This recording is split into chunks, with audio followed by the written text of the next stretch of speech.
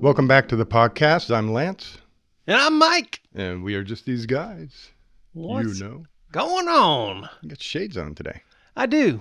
Feeling cool? Well, here's what I'm wondering. I've been checking out a few podcasts Right. here and there that also do video. Oh, really? And it seems like every time I'm watching them, they got sunglasses on. I'm not sure what that's all about, but what I'm hopeful of is that there's something about hiding behind the shades, there you go, that just makes you think faster and talk clearer, right. and say more interesting things. Sunglasses make you cool, so the words coming out of your mouth will be cool. Heck yeah, I'm so confident in my coolness behind these glasses. No, I don't know. I just thought I'd check it out for a minute. Well, confidence in your coolness. This morning you were talking about feeling a arrhythmic heartbeat this morning. Yeah, I did. For a long time now, I haven't had this. And woke up this morning with a little AFib going on. So if this is something that you have and you've been ignoring, take this as a moment of just opportunity to be challenged to go get it checked out. My question is, was it AFib or was it anxiety? Got to think about that. Now let me think about what I'm thinking about. I don't think nothing was different. Nothing. I guess I can't completely rule that out. There's always a little bit of stressor in the equation. Number one reason for a visit to an emergency room is anxiety. People go in with heart conditions, heart complaints, heart attacks. They feel like they're dying. Yeah. Feel like they're going crazy. Yeah. And at the end of all the testing and examination, it was an irregular heartbeat or a panic attack due to anxiety, stress, anxiety. Well, maybe. I wish I remembered my dreams, because maybe I had a really stressful dream. Is that possible? Yeah. A lot of times people will have a nightmare or a night terror or a very uncomfortable or stressful dream, and they'll wake up and be in the emotions of the dream that they were just in. So if you dream you're being chased through the woods, you wake up, you will be panting, breathing heavy, heart beating fast. Now, if you wake up in that state, but you don't remember the dream, then there's the chance you could misattribute what I'm feeling to something else. Could be. I feel great now. Well, and part of the reason I asked is it wasn't a physical movement you made, but it was a reassuring movement you made that the AFib turned off. Dang, Doc, I'm telling you right now, you are all up in my head, because I had not even considered that. So what I did is Coco came to the house, and for those of you not members of Grace Point Church, Coco is Mike's beautiful, sweet, precious grandchild, daughter, granddaughter. Yeah, she's the cure to all AFib. She came in, we sat down. It was like 6:30, and she wanted to know where Gigi was. Right. So I said, she's sleeping. Well, she was insistent that she wanted to go back there. So we got her little glass of milk, we got her blankie, and we went back there, and I picked her up and I set her up on the bed, and then it was gone. Yep. I was thinking that it was that. A lot of times in the past, it would be just grunt down on something or do something stressful to get the AFib back in. It has happened where I would sneeze or, hit the old reading room and it would go away. But it just went away. But I had not even considered that this was just a release of stress. Sure. Not so much for Dawn, maybe, because she was trying to sleep. Right. Gigi. Yeah. Yeah. Here she is. But yeah, could very well be, Doc. I hadn't even considered it. As I was noticed coming in here. when you walked in, and even while you're here talking on the podcast, Mm-hmm. maybe people are picking up on this now that I mention it, but you're breathing in your upper chest. Oh, yeah? Yep. Huh. Hmm. And that is a very anxious, stressful type of breathing.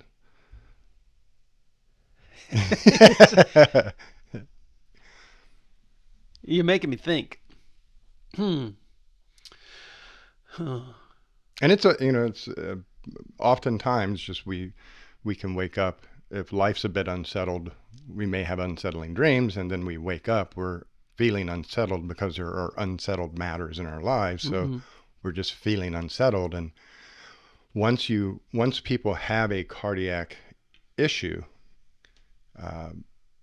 there are, I think it's 40% of those individuals who've had a cardiac issue are also diagnosed with some sort of anxiety disorder, because once you have a cardiac issue in your lifetime, and that's scary, because the heart, problem with the heart, you're dead. Sure. So when you have that cardiac issue, it brings mortality to you.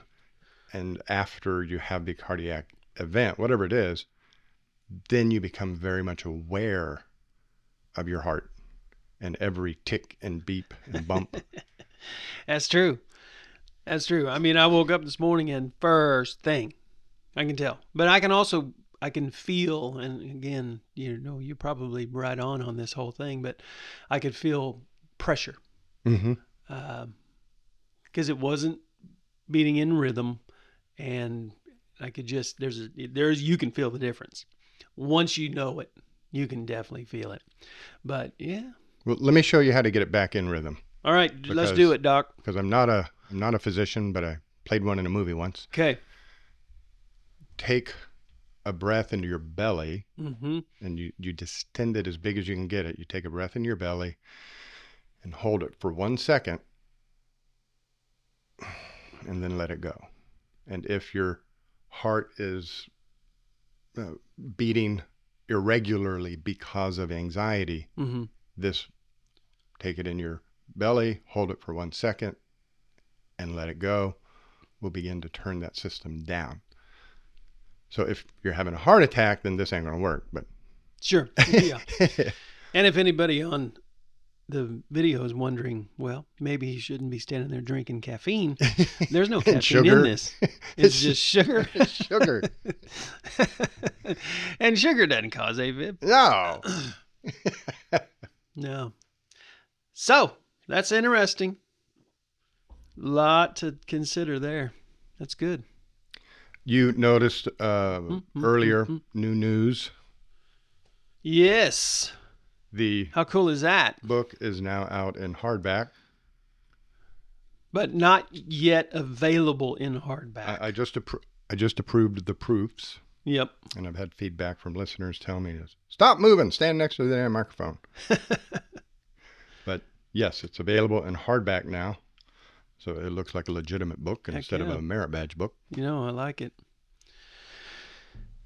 It's very cool. And in the process, straight up legit, of recording it for audio format, audiobook, which is a lot harder than you would think. It has to be.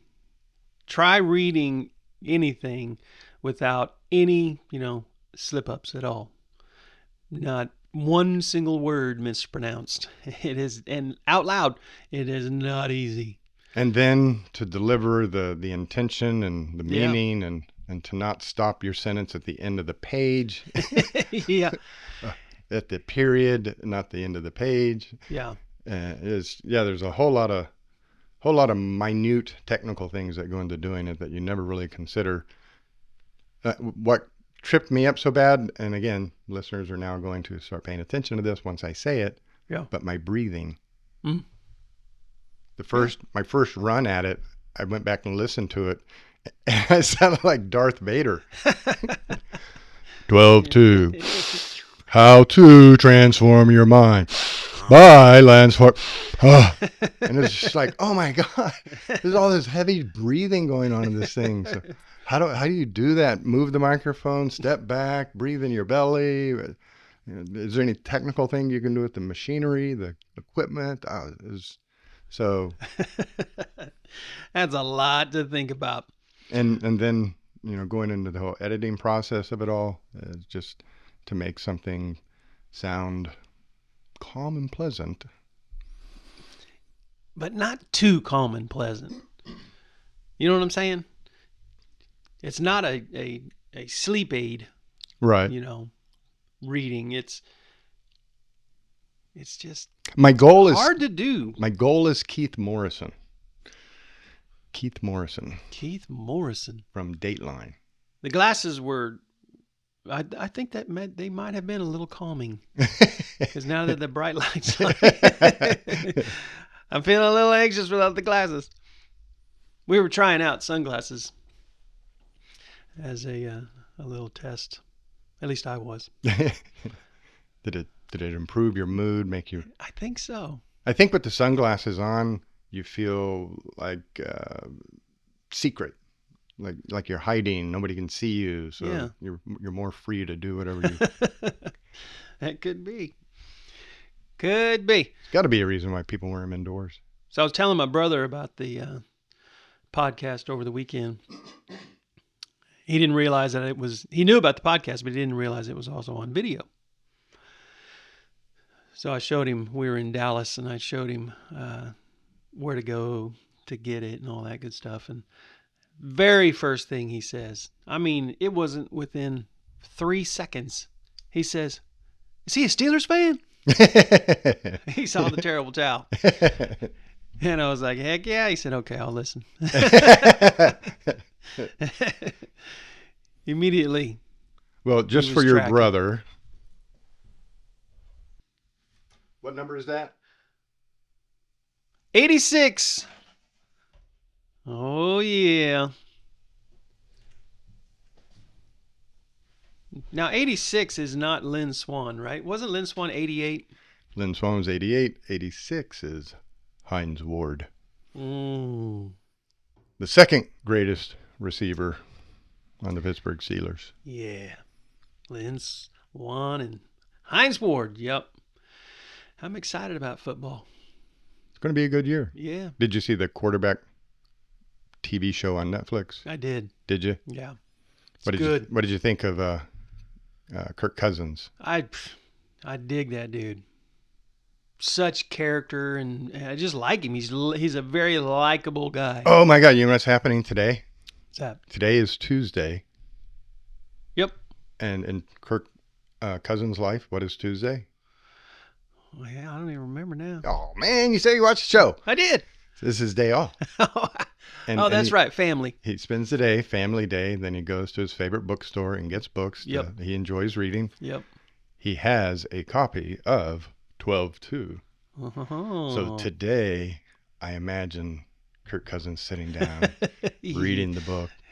Heck yeah. So you sent him one? Why do you think I sent him? Why do you think he didn't buy one? Well, because I'm assuming you don't know everybody that bought one. Yes, I sent him a copy. But after watching, cool, and with his faith and with Yep. his commitment to the mental aspect of the game, and he Absolutely. was very public in the show about meeting with a psychologist, a sports psychologist, about improving his game, and then he does that mental neurofeedback work, and he takes basically Mental Health Tuesday. It's a day away from the game. It's a day with his family to decompress. What NFL quarterback gets to do that? Right. And he goes, there he is, middle of the season, playoffs on the line. Yep. Kirk Cousins in the bookstore. In the bookstore on a Tuesday. Yeah. Yeah, if you haven't watched that, it's really good. It gives a really cool look at the background. Sure. Just what they go through on a daily basis as the life of a quarterback in the NFL. And it is nuts. the pressure that they have, not just in the game, Sure. in their whole preparation and I mean everything. They have to be the most prepared player on the field, just as prepared as well, more prepared really than anybody else. It's an awesome show. They did a great job with it. There was a segment. There were two important segments in I think it was the last episode where Patrick Mahomes, quarterback for the Kansas City Chiefs, if you remember 2022 season, Mm-hmm. It was the last game or the first playoff game, but he got a high ankle sprain. Mm-hmm. And what was interesting to me about it, and they didn't really verbally connect these dots, but they were on the screen, so I was wondering if the producers intended it to flow that way. But before they got to that in the show, in the gym, he had hired a trainer. He had a trainer back in Texas, and after a couple of years in Kansas City with getting injuries, he got that trainer, convinced him to come up to Kansas City to work with him, Yep. keep him in shape. And throughout the whole show, you see the trainer has him doing different exercises and activities to mimic muscle movements that he may need to make on the field, Mm-hmm. because he's very athletic quarterback, throws off balance all the time. So they're doing all of these various exercises to strengthen the joints and the ligaments to handle different pressures. Yep. Well, in that last segment, there's a scene where he comes in and the trainer says what we're going to do, and he puts down a yoga step, and he says you're going to put 1 foot on the step, 1 foot off, and then with one leg you're going to jump up in the air, switch legs, and land on the step, and then you're going to jump up in the air with the other leg, and we're going to do reps of that, and then we're going to add 135 pounds onto that bar, and you're going to hold that bar on your shoulders, and you're going to do it. And Patrick's like, I'm not doing that. He's like, yes, you are. Mm-hmm. And then it goes through that whole scene where he's got Patrick jumping off one leg with 135 pounds on his back in this awkward position, landing on the yoga step. Flash forward to the game. He gets that high ankle sprain, and he comes back into the game after the half. And how does he get the ball from the center to the running back? But he's hopping. One leg. Yep. One leg. He's hopping. And Chris Collinsworth is just, marveling at, oh my God, Yeah. Patrick Mahomes with only one leg is still better than. Yeah. And then when he has to make a pass, he can't plant that back foot, so he has to hop. Yep.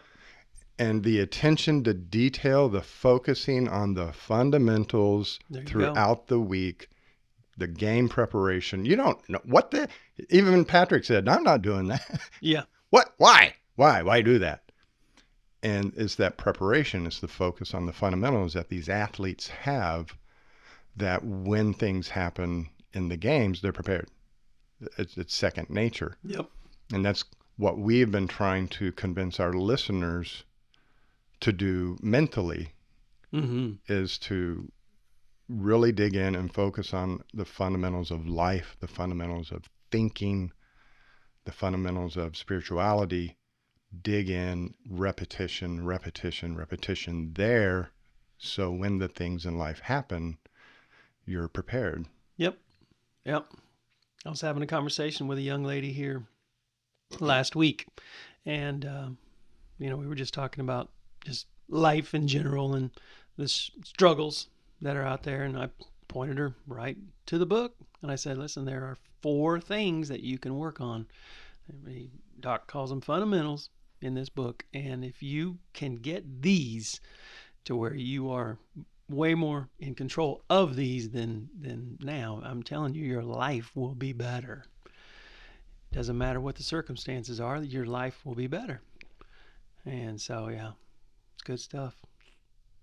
Yeah, what was amazing to me about that whole scene where he was doing that with him with the weight on his back, is I'm sitting there thinking, I'd be afraid to blow a knee out in workout. in the workout. Yeah, in the workout.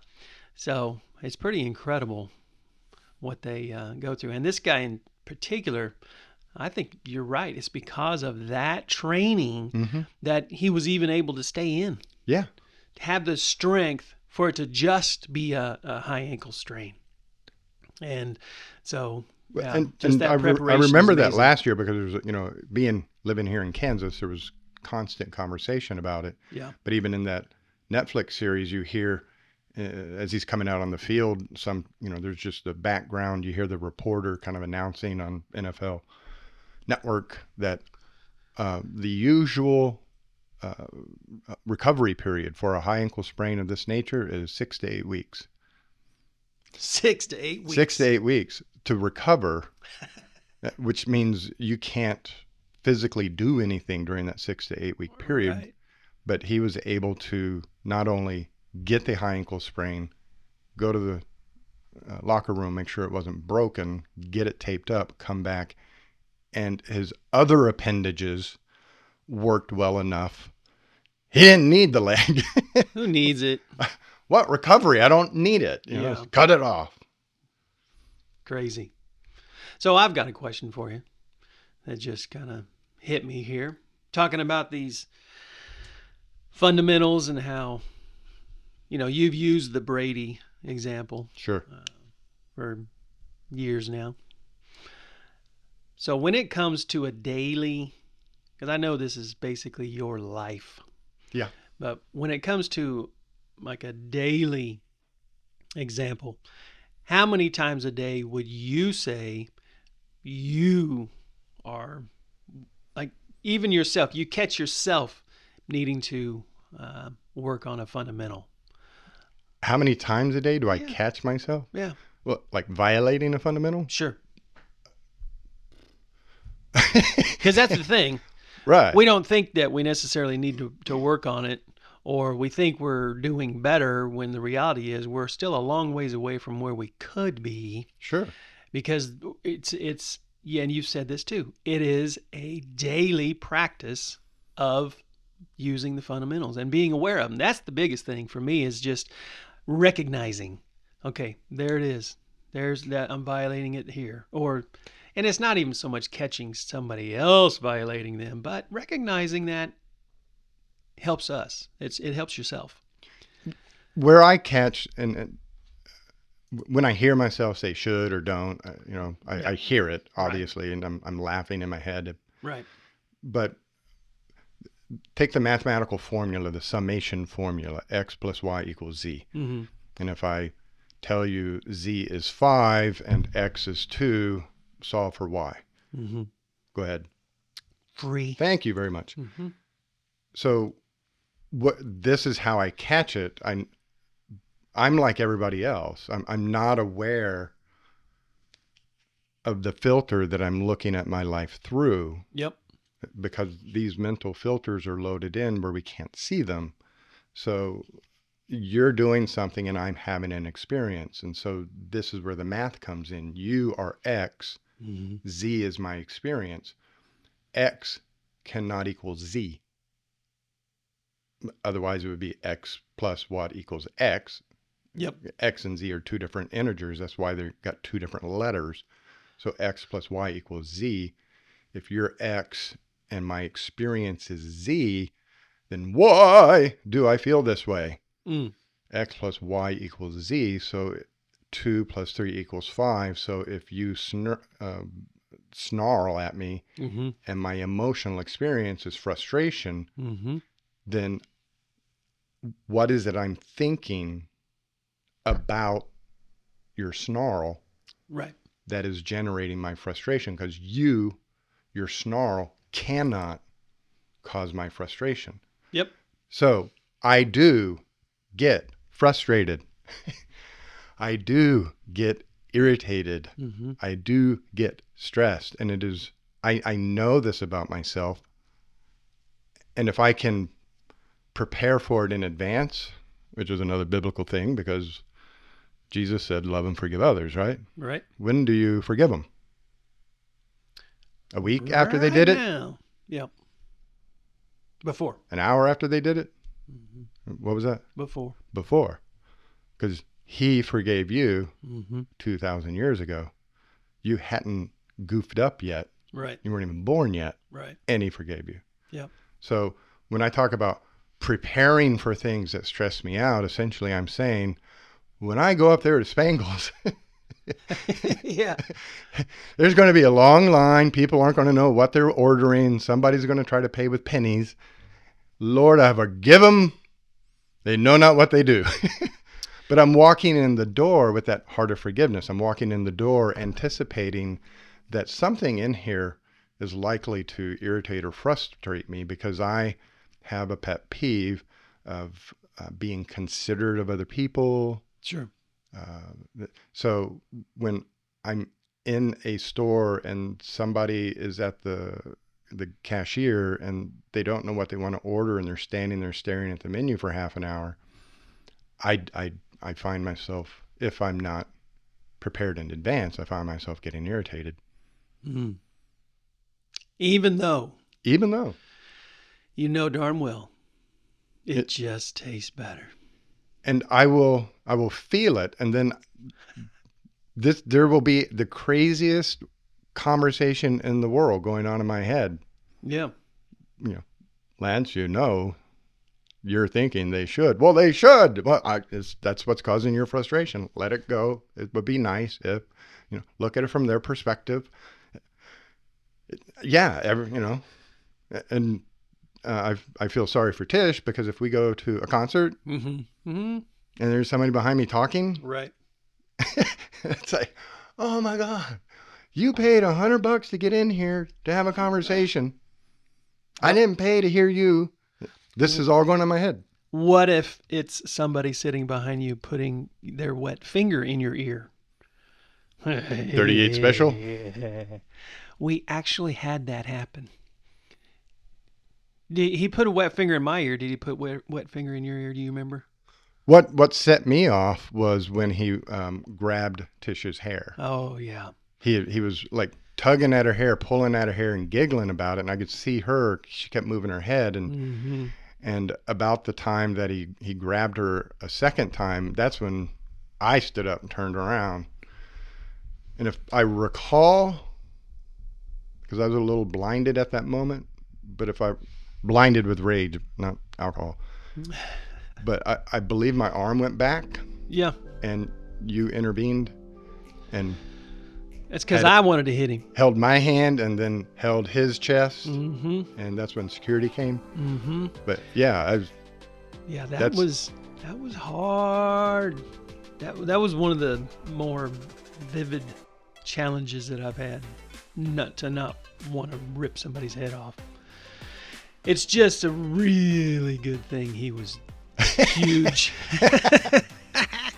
He was a giant, but still, it was, So that was a moment to be able to control what you can control. I'm glad you remember that moment. Yeah, heck yeah.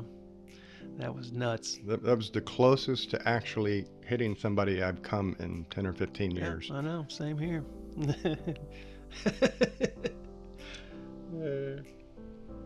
Well, that's it for today. We thank you guys for joining in to our podcast. I'm Lance. And I am Mike. And we are just these guys, We are just a couple of guys, as you heard. We have the same issues as everybody else. That's right. And if you don't have a copy of the book, this is a great time to go get the book. And then, what is it? Episodes 9 through 16, I believe? 9 through... Or 18? 9 through... Or 10. Now you ask. I forget. 10 through 20. It's the bluey color ones, but 10...